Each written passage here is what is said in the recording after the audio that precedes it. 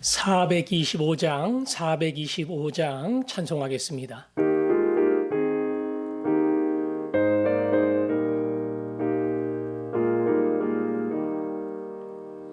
주님의 뜻을 이루소서.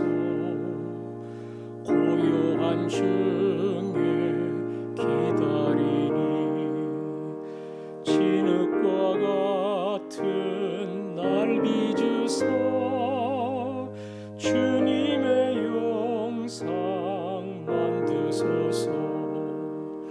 주님의 뜻을 이루소서. 주님 발 앞에 엎드리니 나의 맘속을 살피시사 눈보다 희게 하옵소서. 주님의 뜻을 이루소서. 병들어 몸이 피곤할 때 권능의 손을 내게 펴서 강건케 하여 주옵소서. 주님의 뜻을 이루소서. 온전히 나를 주장하사 주님과 함께 동행함을 만민이 알게 하옵소서. 아멘. 추석 연휴를 마치고 다시 주일 예배로 돌아옵니다. 우리들의 마음을 모아주시고 오랜 시간 영상의 예배가 계속 이어지고 있는데, 그러나 그 안에서 우리의 눈과 마음을 합하여 집중할 수 있도록 하나님의 은혜를 누리도록 대면 예배의 그날을 더 간절함으로 사모하며 예배를 드리고 진흙 같은 우리를 다듬어 주시는 은혜의 폭포가 흐르게 하여 주옵소서. 내일의 예배를 위해서 기도하겠습니다. 아버지 하나님, 예배를 위해 기도합니다. 우리 하나님께서 함께하여 주셔서 드리는 예배가 거룩한 잔치가 되게 하시고 우리의 찬양과 우리의 기도와 감사가 아버지 앞에 온전히 올려지게 하시고 말씀하실 때에 영혼의 귀를 열어 아멘으로 그 말씀을 받게 하여 주옵소서. 아버지 하나님, 영상의 예배가 지속되고 있지만 그때마다 우리들의 마음을 견고하게 하시고 주를 향한 열심을 깊게 하셔서 집중과 사모함으로 예배하게 하시고 하늘의 문을 열어 찾아오시고 우리의 예배를 받아주시며 예배하는 모든 주의 종들을 만나시고 복주시는 은혜 충만한 예배, 거룩한 예배가 되게 하여 주시기를 원합니다. 받아 주옵소서. 아멘. 하나님 아버지, 한 주간 쉬고 내일은 예배를 드리려 저희들이 영상 앞에 모이려고 합니다. 오랫동안 지속되지만 그럴수록 성령의 강한 은혜가 우리를 붙들게 하시고 성령의 은혜와 도우심을 따라 아버지 앞에 나아가되 사모함과 간절함과 우리의 온 마음을 모아 집중하며 예배를 드리는 저희들이 되게 하여 주옵소서. 예수님 이름으로 기도합니다. 아멘. 디모데후서 4장 13절부터 16절까지 교독하겠습니다. 13절부터 16절까지입니다. 제가 먼저 읽습니다. 내가 올 때에 내가 드로와 가보의 집에 둔 겉옷을 가지고 오고 또 책은 특별히 가죽 종이에 쓴 것을 가져오라. 구리 세공업자 알렉산더가 내게 해를 많이 입혔음에 주께서 그 행한 대로 그에게 갚으시리니 너도 그를 주의하라. 그가 우리 말을 심히 대적하였느니라. 내가 처음 변명할 때에 나와 함께한 자가 하나도 없고 다 나를 버렸으나 그들에게 허물을 돌리지 않기를 원하노라. 아멘. 오늘 본문에도 자기의 개인적인 사정과 몇 사람의 이름을 거론하면서 디모데를 향해 당부하고 그리고 충고하고 있습니다. 먼저 13절에 보니까 두 가지를 부탁하지요. 드로와 가보의 집에 둔 겉옷을 내가 로마로 올 때에 가지고 와라. 겉옷은 우리나라 두루마리처럼 추울 때에 입는 따뜻한 겨울 모피 같은 거예요. 물론 모피는 아니지만 더운 지방에 살기에 두꺼운 옷이 필요 없지만 해가 지고 밤이 되면 그 지역은 기온이 뚝 떨어져요. 그래서 따뜻한 겉옷이 필요하고 특히 바울은 로마의 감옥에 있기 때문에 전혀 빛이 들어오질 않아요. 습하고 그리고 외부보다는 기온이 낮은 거기서 추위를 느끼다 보니까 디모데가 올 때에 내가 가보의 집에 아마 드로아에서 더위 때문에 이 가보라는 사람의 집에 겉옷을 맡겨둔 것 같은데 그것을 찾아서 가지고 와라. 어찌 보면 이 바울의 어떤 인간적인 추위에 대한 고통, 그래봐야 얼마나 큰 거겠나 이렇게 생각할 수 있지만 나이가 들수록 추위에 약해진다 그러잖아요. 그래서 그 감옥에서의 추위 때문에 어찌 보면 인간의 참 연약한 모습을 그대로 보여주는 그 겉옷이 꼭 필요하다. 그 따뜻한 겉옷 좀 가지고 와라. 그렇게 디모데에게 부탁을 합니다. 그리고 그 다음에 부탁하는 것이 책은 특별히 가죽 종이에 쓴 것을 가져오라. 책도 부탁을 해요. 우리도 가끔 구치소나 감옥에 면회 갈 때 보면 이 책을 보내기도 하잖아요. 그런 것처럼 디모데가 올 때에 책을 가지고 와라. 물론 성경책일 겁니다. 가죽에 쓴 것이라고 말하는 것을 보아서는 당시 흔하게 사용되었던 파피루스에 적었던 성경이 아니고 양이나 소가죽 이것을 두들겨서 무슨 가죽 지갑 만들듯이 쫙 핀 다음에 그 위에 성경을 기록하는 것인데 그 성경을 가지고 오라고 부탁을 합니다. 로마의 감옥에서 모든 게 불편하고 춥고 그리고 하루하루 살아가는 게 힘들 텐데 바울은 거기서 성경을 부탁하고 있습니다. 거꾸로 생각하면 로마의 감옥이라고 하는 이 불편한 자리가 하나님을 깊이 만나고 성경의 말씀을 깊게 묵상할 수 있는 그러한 자리예요. 이 세상에서도 신영복 교수가 감옥으로부터의 사색이라고 하는 그러한 유명한 책을 남겼는데요. 김대중 전 대통령도 마찬가지고 그 감옥에서 글을 써요.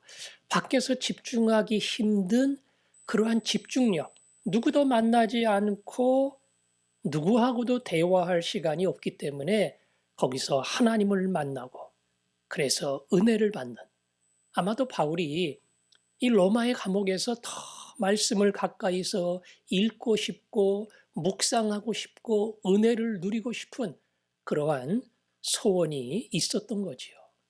그래서 가지고 올 때에 다른 거 아니라 가죽 종이에 쓴 성경책 그것을 꼭 가져와라. 그렇게 부탁을 하고 있습니다. 그가 얼마나 말씀을 사랑했는지 인간적으로는 추위 때문에 겉옷 가져오라고 부탁하는 그러한 인간의 연약함을 가지고 있지만, 그러나 그 가운데서도 하나님의 말씀을 붙들고자 하는 그러한 간절함이 바울의 마음속에 있었습니다. 두 번째는 14절에 보니까 구리 세공업자 알렉산더, 이 알렉산더가 나와요. 내게 해를 많이 입혔다. 바울에게는 굉장히 아주 부정적인 인물로 등장을 합니다. 바울에게 어떠한 해를 끼쳤을까? 물론 여러 가지 상상을 할 수 있지만 그 다음 15절을 보면 너도 그를 주의하라. 그가 우리 말을 심히 대적하였느니라 그랬죠. 그러니까 무슨 다른 인간적인 악감정을 가지고 피해를 입히고 사기를 치고 심지어 폭행하고 이런 게 아니라 우리 말을 대적을 했다. 바울이 증거하는 복음, 생명의 복음, 그 복음을 가로막는 역할을 알렉산더가 했다는 겁니다. 어떤 인물인지는 잘 모릅니다. 그러나 나한테 피해를 주고 나를 괴롭히고 이건 내가 이해할 수 있어. 받아줄 수 있어. 아, 예수님이 원수도 사랑하라고 했는데 내가 이해하고 받아줘야지. 그러나 그게 아니고 내가 증거하는 생명의 복음을 가로막고 그것이 올바르게 전해지지 않도록 거기에 자꾸 뭔가 방해를 놓는다면 그것은 용납될 수 없는 것이다. 그것은 하나님의 길을 가로막는 것이고 죽어가는 사람들 죽어가라고 버려두는 것과 똑같은 건데 알렉산더가 그런 일을 했다. 그래서 주께서 그 행하신 일을 기억해 주기를 원하고 너도 그 사람을 주의해라. 바울은 이 구절 안에서 어떤 인간적인 피해, 인간적인 고통, 인간적으로 자기가 당했던 손실 이런 것이 아니라 그런 인간적인 것은 얼마든지 감당이 되지만 그것 때문에 복음이, 그것 때문에 예수님이, 그것 때문에 이 생명의 물줄기를 가로막는 이것은 나는 용납할 수 없다. 이게 바울의 열심이었습니다. 2차 선교 여행 갈 때도 마가를 거부했잖아요. 물론 바울이 잘한 것인가 여기에 대해서는 사람마다 평가가 다를 수는 있겠지만 복음을 증거한다는 그 일에 있어서는 조금 심하게 말하면 인간의 정과 관계 이런 것도 어떠한 이유가 될 수 없었어요. 마가가 인간적으로는 가깝지만 그러나 복음의 장애가 된다면 나는 마가를 용납할 수 없다. 우리가 지난번에 봤지만 마가를 향해서 저는 나의 일에 유익하다. 훗날 마가는 복음에 충성스러운 일꾼이 됐습니다. 그러나 그때는 아니었거든요. 그래서 바울은 과감하게 인간의 정을 뛰어넘어 마가를 거부했던 겁니다. 그만큼 바울은 복음에 대해 열정이 있어요. 주님 앞에서 이 복음을 증거하겠다는 열정, 내 생명을 조금 더 귀한 것으로 여기지 않노라. 그런 뜨거운 열정이 있었기 때문에 알렉산더가 그 일을 가로막는다는 이유 때문에 디모데야 혹시 그런 일이 너에게도 생길지도 모른다. 그래서 너도 그를 주의하라. 알렉산더라는 인물에 대하여 복음의 장애가 될 수 있다는 것을 미리 예측을 하고 그것을 잘 준비하고 감당해야 된다. 그리고는 16절에 보니까 세 번째 이야기가 나오는데요. 내가 처음 변명할 때에 그랬죠. 처음 변명할 때에 아마도 이것은 바울이 지금 2차 투옥이 된 상태인데 1차 투옥이 되어서 재판석상에서 재판을 받을 때에 그 처음 변명할 때에 처음 변론이 있을 때에 아마 그 말을 하는 것 같아요. 그래서 처음 변명할 때에 나와 함께 한 자가 하나도 없고 다 나를 버렸으나 그랬죠? 쉽게 말하면 바울의 변호사가 없었다는 겁니다. 비록 2000년 전이지만 로마의 법이 있었고 그 법에 따라 재판을 받았고 재판의 결과에 따라서 심판이 주어졌습니다. 그래서 성경에도 보면 뭐 변호사 더둘러 뭐 이런 이야기가 나와요. 상대방 쪽에서는 소위 검사 역할을 하는 사람이 있지만 내 편에서는 나를 변호하는 사람이 한 명도 없었다. 왜요? 위험하니까. 아니, 바울이라고 하는 사람이 예수 믿는 골수분자인데, 미운 털 박힌 사람인데, 황제가 한번 찍으면 바울뿐 아니라 바울을 돕는 모든 사람이 큰 피해를 입을 수가 있어요. 그러니까 나서지를 못하는 거죠. 그래서 누구도 내 옆에서 나를 변호해 주는 사람이 없이 다 나를 버렸다. 하지만 그 끝에 그랬죠? 예. 그들에게 허물을 돌리지 않기를 원하노라. 이해하지요? 인간적으로는 이해합니다. 나는 이 자리에 있지만 나 변호한다고 같은 위험한 자리에 들어온다는 거 이거 쉬운 거 아니잖아요. 그러니까 바울이 이해를 합니다. 이해를 하면서도 그런 마음이 있어요. 누가 내 옆에서 내 편이 되어 나와 함께 했다면, 그랬다면 내게는 큰 힘이 됐을 텐데, 용기가 됐을 텐데, 그런 아쉬움이 바울에게 있는 겁니다. 그래서 처음 변명할 때에 한 명도 내 옆에 없었고 다 나를 떠났다.